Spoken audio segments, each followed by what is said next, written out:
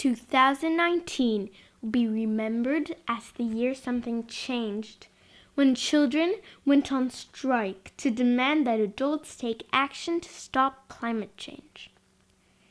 Inspired by a conversation between two moms, a Polish wind advocate and a British journalist, and a talented young Iranian artist. This comic book tells the story of how renewable energies like wind will help lead to the transformation to a cleaner, healthier world for everyone. Let the wind blow. In 2019, children around the world went on strike. Not because they didn't like their teachers, but to tell the adults in charge to take action to stop climate change.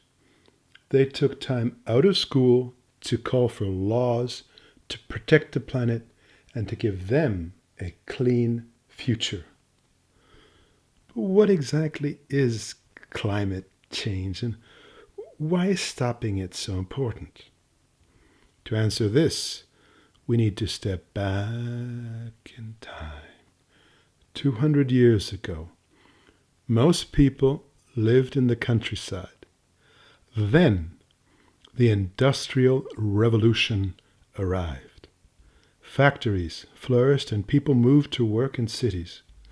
Massive amounts of energy were needed to power these factories, and later homes, cars, and planes. Using machines to create products instead of working by hand on the land generally means more jobs, people earn more money, can buy more food, and live longer and healthier lives. And planes and cars make it easier to travel. But most of this is made possible by burning fossil fuels such as oil, coal, and gas. These literally come from fossils, dead animals and plants squashed in the ground for hundreds of millions of years. When burnt, fossil fuels produce greenhouse gases, such as carbon dioxide. Another greenhouse gas is methane from large farms with lots of animals, especially cows, farting and belching. Together, these gases create an invisible blanket around the earth and trap heat from the sun like a greenhouse. This normally makes Earth a nice place to live, but the blanket has got too thick, causing overheating and climate change. The world has already warmed by 1 degree Celsius since the first factories appeared. This may not sound like a lot, but in the same way you feel ill and feverish when your temperature rises a little, things are not working too well on Earth. Extreme weather, like floods and heat waves, are becoming more common. Animals and plants are suffering and even becoming extinct as their habitats change and disappear. And people are falling ill and dying because of air pollution from factories and cars. We can all take action. Switching off lights saves energy and produces less carbon dioxide. Walking, cycling, taking the bus or train creates less pollution than going by car or plane. Eating less meat means less methane. But this isn't enough. Burning fossil fuels for energy is the greatest cause of greenhouse gases. We urgently need to change to using clean sources of energy like the sun and the wind, instead of fossil fuels.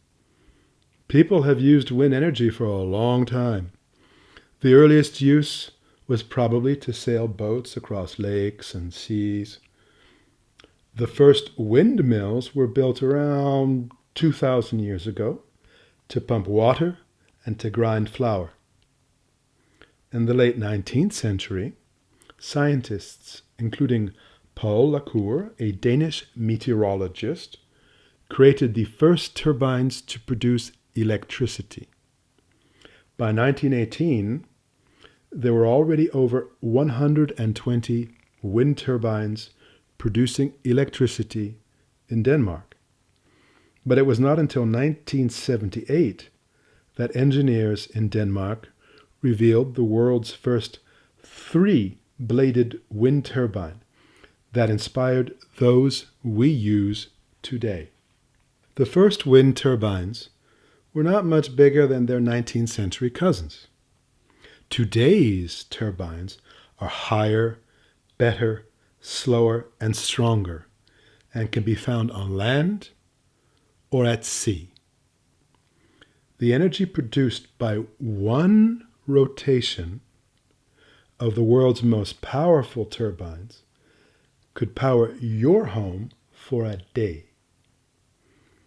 By 2025, many wind turbines will be higher than the Eiffel Tower in Paris, each one weighing more than 100 elephants.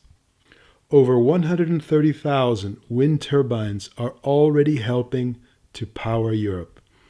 Together with solar panels, electric cars, and changes in our behavior to save energy and pollute less, wind energy is creating a cleaner, healthier future for us all. This is our future. Supported by Wind Europe, www.letthewindblow.org.